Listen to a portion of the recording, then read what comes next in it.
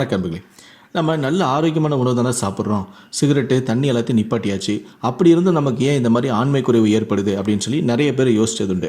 அதுக்கு இன்னொரு முக்கியமான ஒரு காரணமும் இருக்குது. அதாவது காற்று மாசுபாடு கூட உங்களுக்கு ஆண்மை குறைவு ஏற்படுத்தும். இந்த காற்று மாசுபாடு எப்படி உங்களுக்கு விந்து முந்துதல், விந்தணுக்களுடைய எண்ணிக்கை குறைவு, அப்புறம் விரைப்புத்தன்மை பிரச்சனை, ஆண்களுடைய மலட்டுத்தன்மை, இது எல்லாத்தையும் ஏற்படுத்துது அப்படிங்கிறத பற்றி தான் நான் இந்த வீடியோவில் டீட்டெயிலாக சொல்ல போகிறேன். ஸோ முடிந்த அளவுக்கு இந்த வீடியோவை ஸ்கிப் பண்ணாமல் முழுமையாக பாருங்கள். அதிகரித்து வரும் இந்த காற்று மாசுபாடால் பெரும்பாலான தம்பதிகள் கருவுறாமை பிரச்சனையால் பாதிக்கப்படுகிறார்கள். இதில் தம்பதியர் கருத்தரிக்க முடியாமல் போவதற்கு ஆண் மலட்டுத்தன்மையே முதன்மை காரணமாக கருதப்படுகிறது.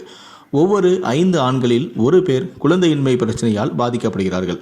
நகரத்தில் கருவுறுதல் பிரச்சனையால் பாதிக்கப்படுபவர்களின் ஆண்கள் பெண்களை விட 15% அதிகமாக உள்ளனர். இது ஆண்களிடையே கருவுறாமை மற்றும் கரு சிதைவுக்கு முக்கிய காரணமாக உள்ளது.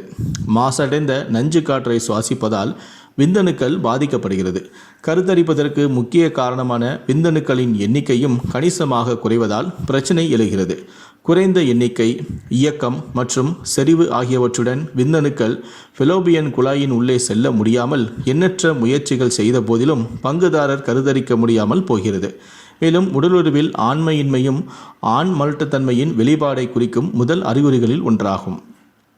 என்டோக்ரைன் சீர்குலைக்கும் செயல்பாடு, அதாவது விந்தணுக்கள் குறைந்து இயக்கும் செயல்முறையாகும். இது நம் உள்ளிழுக்கக்கூடிய காற்றில் தாமிரம், துத்தநாகம், ஈயம் போன்றவற்றாலான துகள்கள். இது மனித முடியை விட 30 மடங்கு நுண்ணியமானது.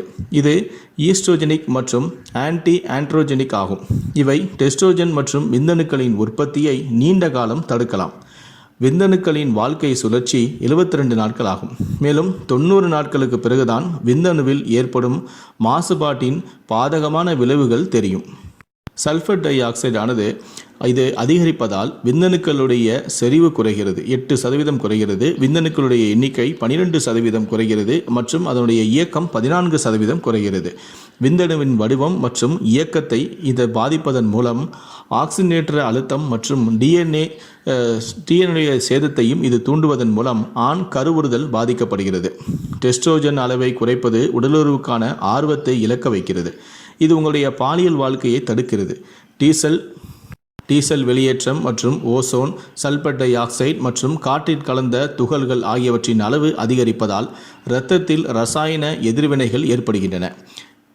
இது ஃப்ரீ ரேடிக்கலின் செறிவை அதிகரிக்கிறது. இது கருவுற்ற ஆண்களின் விந்தணுக்களின் தரத்தை முறையாக பாதிக்கிறது.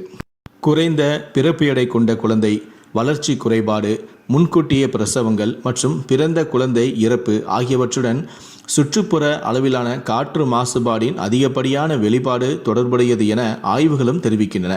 இது மோசமான விந்தணு தரத்தின் மறைமுக விளைவாகும்.